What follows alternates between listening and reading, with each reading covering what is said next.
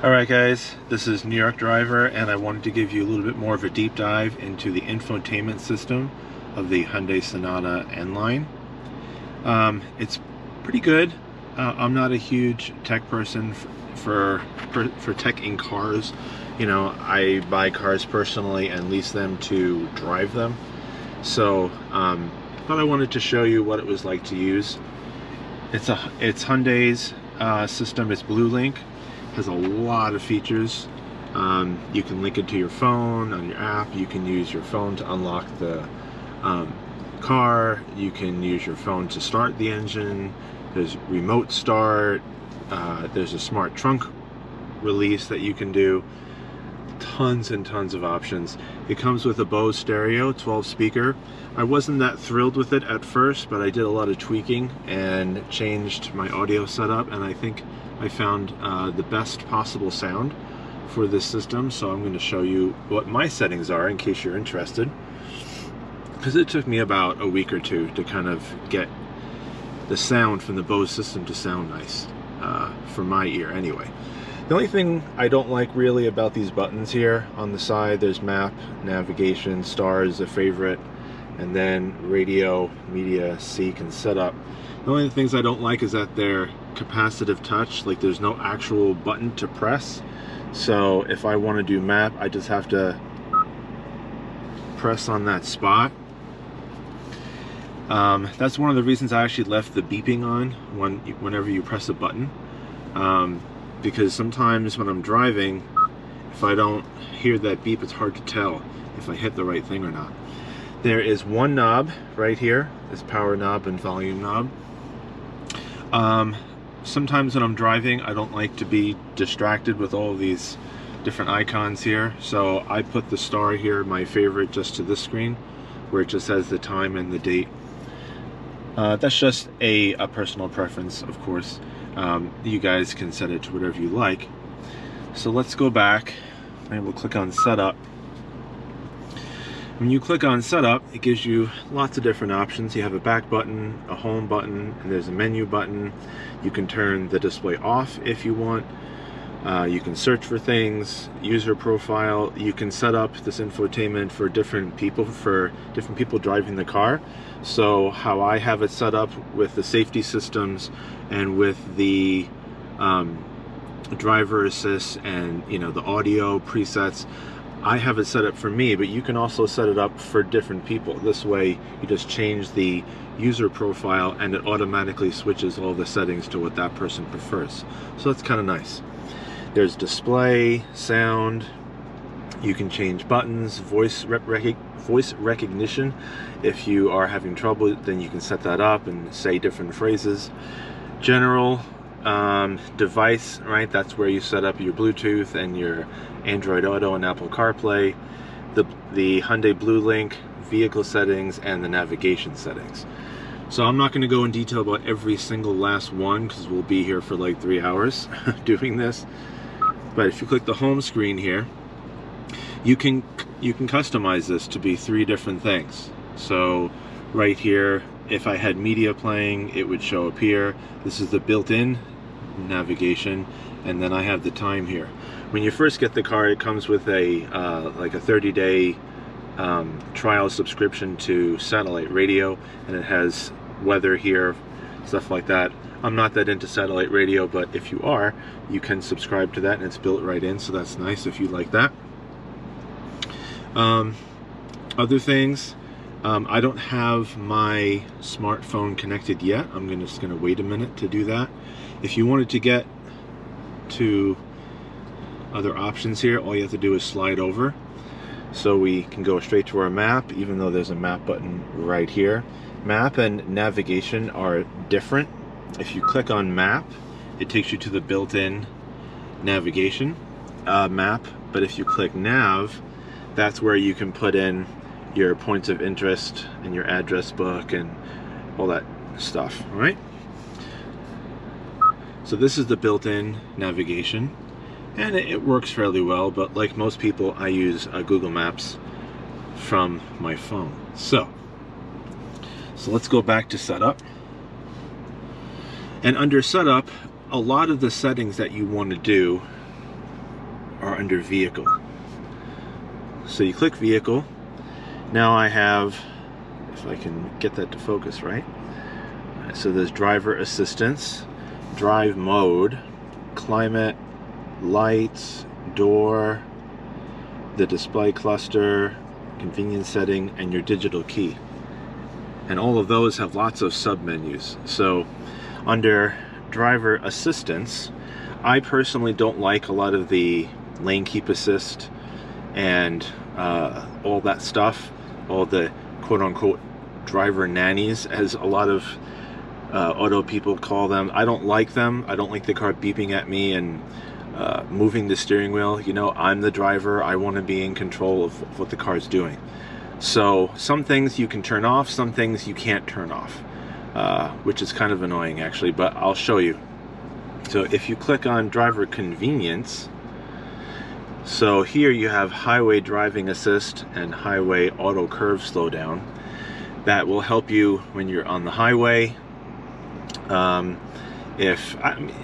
Maybe if I did a super long trip with this car, I might do that, but honestly, you know, I tried it out, and as most computer systems, most auto, you know, driver aids are nowadays, it's fine if the roads are good and the lines are clear and there's clear markings on all of the, you know, for all the lanes and stuff. Sometimes it doesn't do a great job, so I don't like trusting my life to a computer, so I turn those things off for me personally, but that's where you would turn them on. One of the things here, it says warning, all right, timing. This is something that you can't turn off, right? So it has two options, normal and late. So this says sets when to provide a warning to the driver. And you can only do a late warning or a normal warning. A normal warning, being here in the city, right? I'm not on my block, I'm parked an avenue or two away, but I am in my neighborhood. So having this on normal, oh my goodness, the car beeps at you every 2 seconds. So it thinks that you're going to hit all these different cars. So I put it on late, and that's okay. Late doesn't, the car doesn't beep at me until you get really close to somebody. So that's all right. But you can't turn it off. So if you go here under the next option, under warning volume, I put it on low personally because it was set on medium at first. I did try a high volume, and oh my goodness, it is really loud and it's very startling for me personally. Even on low volume, it's very loud and very noticeable, and you can definitely hear it.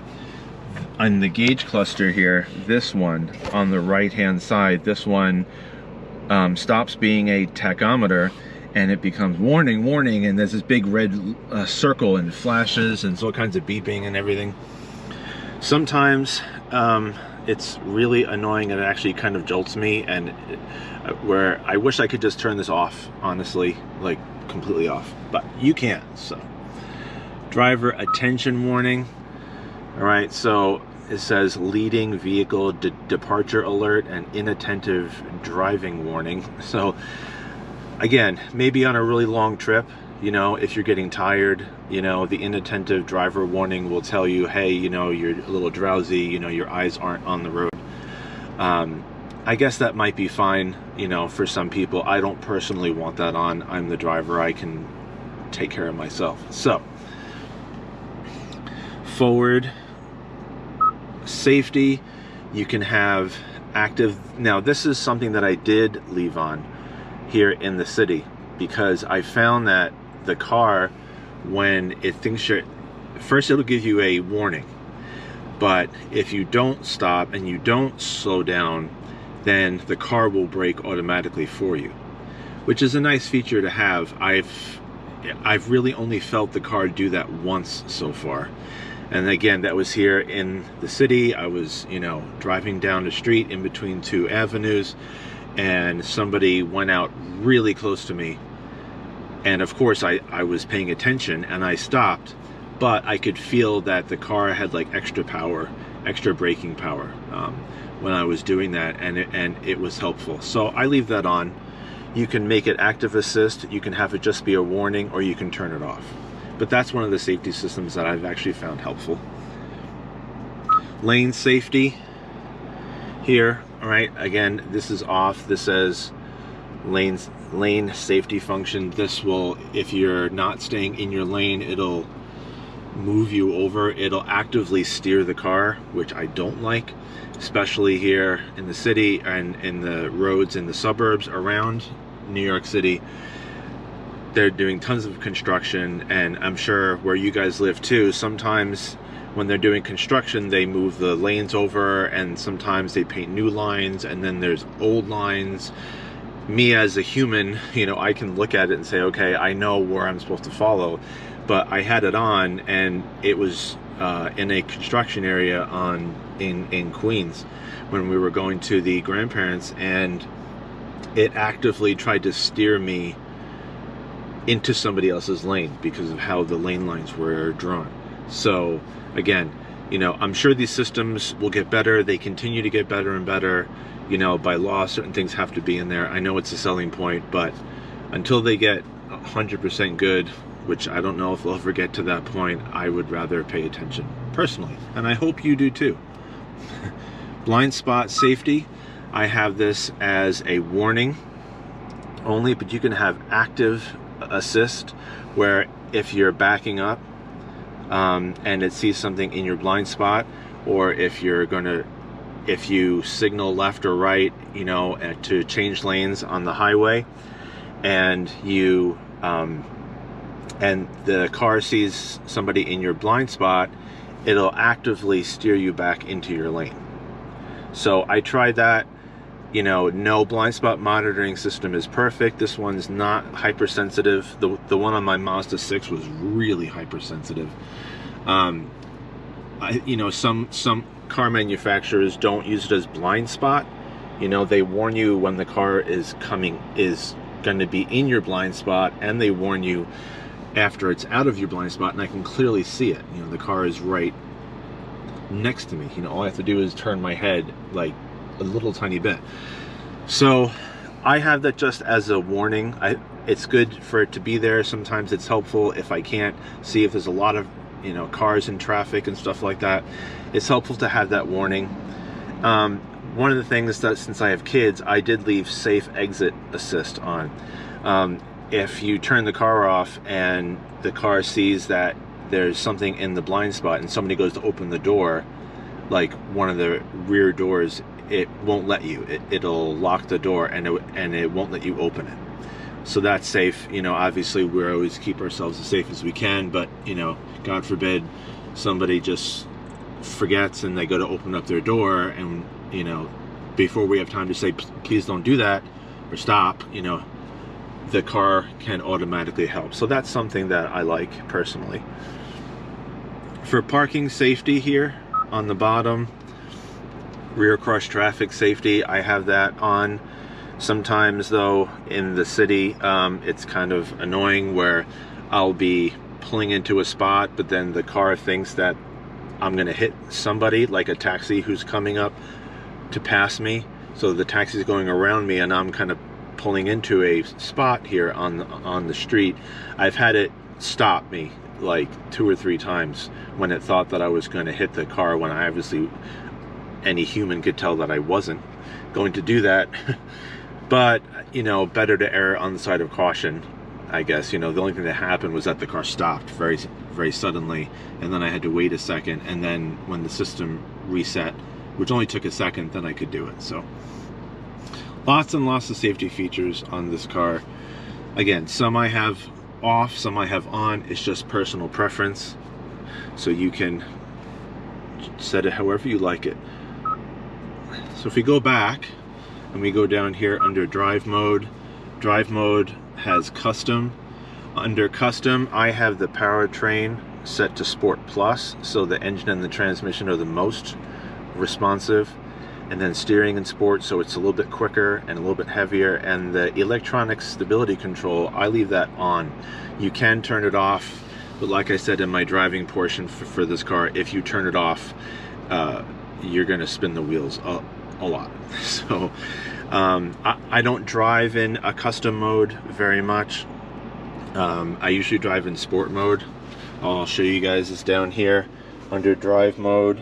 Okay, there's a little toggle here, and if I go up here, shows you that I'm in sport mode, and then I can be in sport plus, and then you go into custom mode. So custom mode, I have it set up how I like it. Sometimes when I'm doing more spirited back roads driving, I'll have it in custom, but most of the time I'll put it in sport mode, and the gauges turn this cool kind of like carbon fiber red color. You can have it alert you if the drive mode changes. I have that off. If I'm changing the drive mode, I'm changing the drive mode. I don't need the car to alert me that I'm doing that. So go back under climate controls. I'm not going to go into all these, but you can set how the recirculating happens for the air, if the vents automatically are on or off, and how you want the car to defog and defrost. So many different options. This car has ambient lighting. I obviously can't show you right now because it's the daytime. I'll try to have a video of that I can show you. It's right here. It runs along this strip, and then on the passenger door it's under here, and then on the driver's side door it's right there, and it's under here. So you can choose lots of different colors, and that's actually something that's pretty cool. It's a nice touch that makes the car feel more luxurious. If you go under ambient lighting, you can change the brightness, you can change the color, you can switch the one touch turn signal so that when you just push up or down, instead of being 3 flashes, it can be 5 or 7. You can have high beam assist on by default, which I do, and headlight delay. Alright, so I mean, cars nowadays, you know, have 10,000 different options. You can have the doors set to auto lock when you know, so you can set the doors to either all unlock or to not automatically unlock, or to lock when you're in drive or park or reverse auto unlock. You can have a 2-press unlock, which I don't have on, but if the first time that you press the unlock button, it just unlocks the driver's side door, and then you press it a second time to unlock all the doors. I don't want to do that personally, but I can definitely see why somebody would want to do that for safety reasons. If you want to unlock your car and you only want your door to be unlocked, the driver's side door, and not the other ones.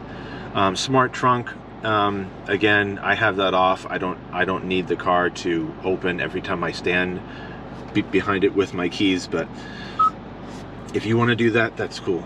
So you can change the gauge cluster, and it can tell you service intervals and reset fuel economy, and so you can have the trip computer tell you your fuel economy all the time. You can have it hide it, you can have it reset it after you fuel up your car. So I have it set up to automatically reset the trip computer, the fuel economy, and the trip computer after I fill up. Just a personal preference. Rear occupant alert I turned off, but by default it's on. When you have that on, when you turn the car off, here in the gauge cluster there's a little ding, and then the middle of the gauge cluster says check for rear occupants, and it has a little, you know, like a little drawing of like the back seat, I guess, for lack of a better term, and it just tells you to check the back seat. So you can have that on if you like. I'm not going to forget my kids in the car, so personally I don't, and you know, and every single time you turn off the car, it goes beep beep beep and it flashes at you. So wireless charging, I have it off because normally down here, all right, I have my Galaxy S20 FE fan edition in my wallet here. The wireless charging mat is down here, and it works fairly well, but I usually have my phone plugged in and it's charging it while I'm using Android Auto. So I don't have that on because I found when the wireless charging system was on and my phone was plugged in, it got really hot. But I have turned it on when my wife has her iPhone and she can put hers here, and then I can have mine plugged in here to the outlet and do Android Auto, and hers can charge and mine can charge. And there's also a charge port over here.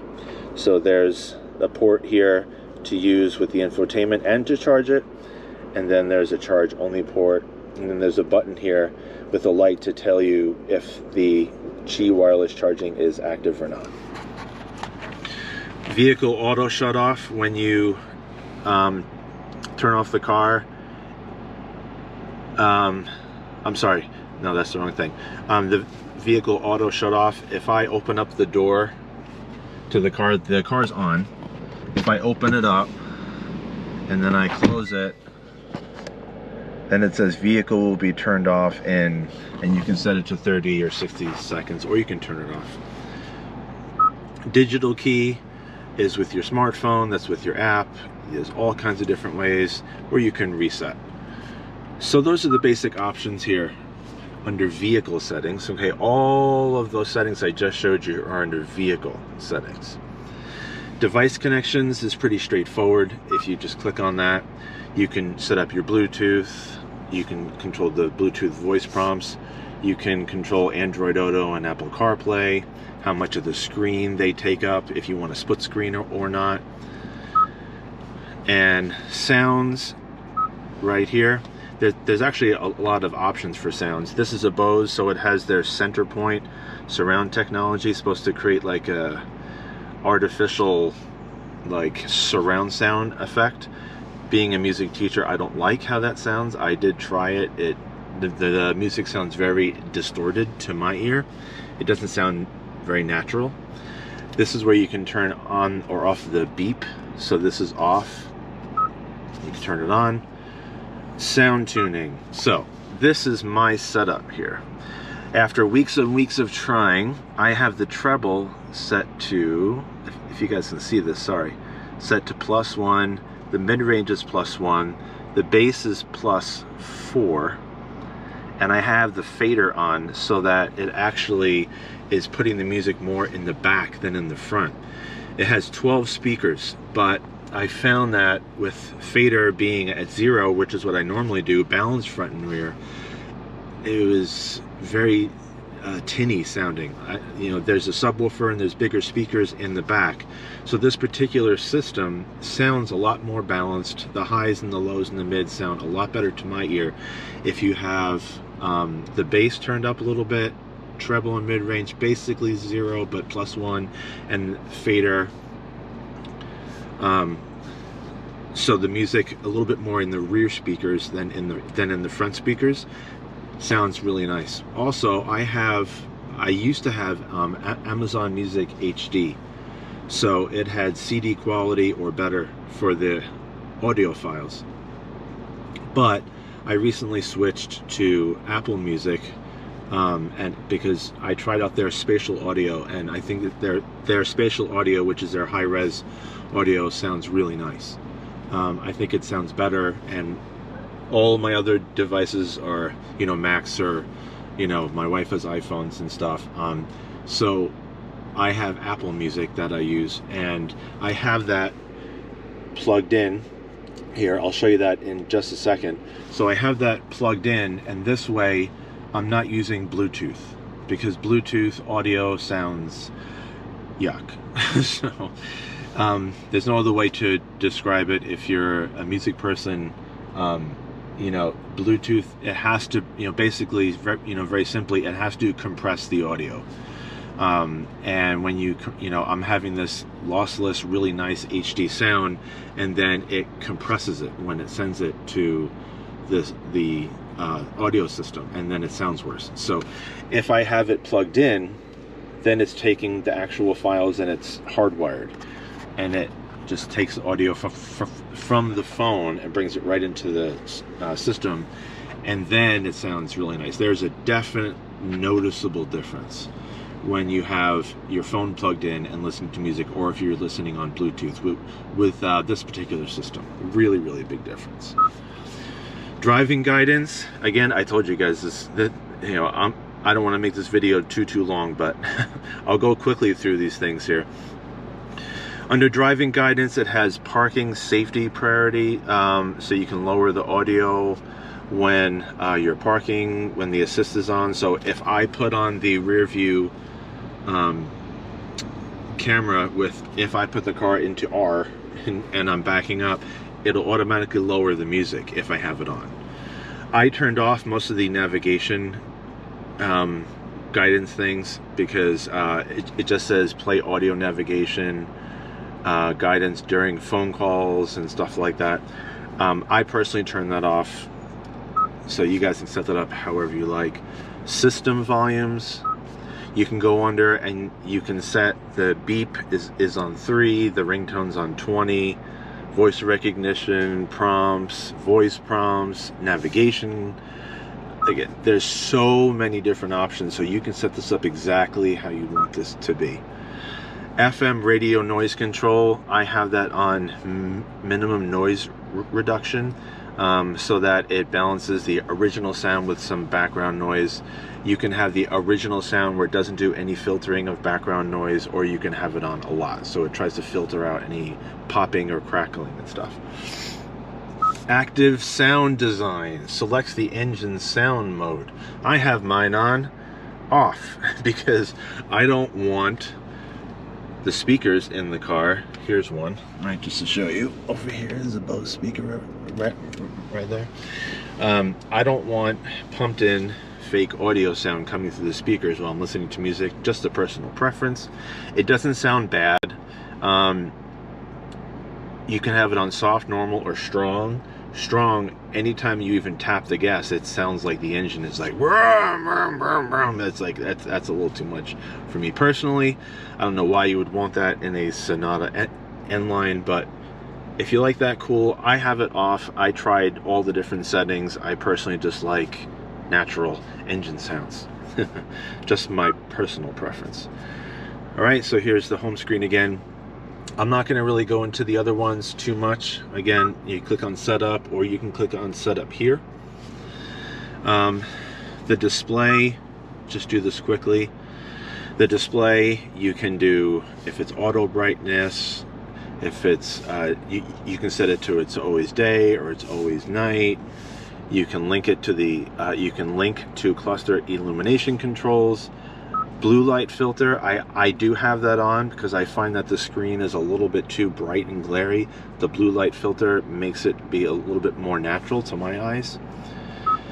You can have a screensaver, a digital clock, an analog clock. You can edit the widgets on the home screen. You can have a split screen, so you can choose what's on there or not. You can have map and radio and weather and climate and compass and so many different things. And the Blue Link is their telematics system. There's actually some buttons up here for it, if you guys can see that, right? That little B right there, okay? I only used that once when I got a flat tire the second week that I had the car. So a little bit unfortunate. All right, so this video is pretty long. Hopefully that was interesting. Again, there's radio, media, seek, setup. These are all capacitive touch buttons. So again, not my preference, but not a deal breaker. I'm gonna make a separate video with the Android Auto stuff, okay? So thank you guys so much for watching, and if you like this, please give a thumbs up and subscribe. And I'm gonna have more cars soon and more videos with driving on different roads and comparing them. Hope you guys like it. I'll see you in the next one. I appreciate you. Thanks a lot.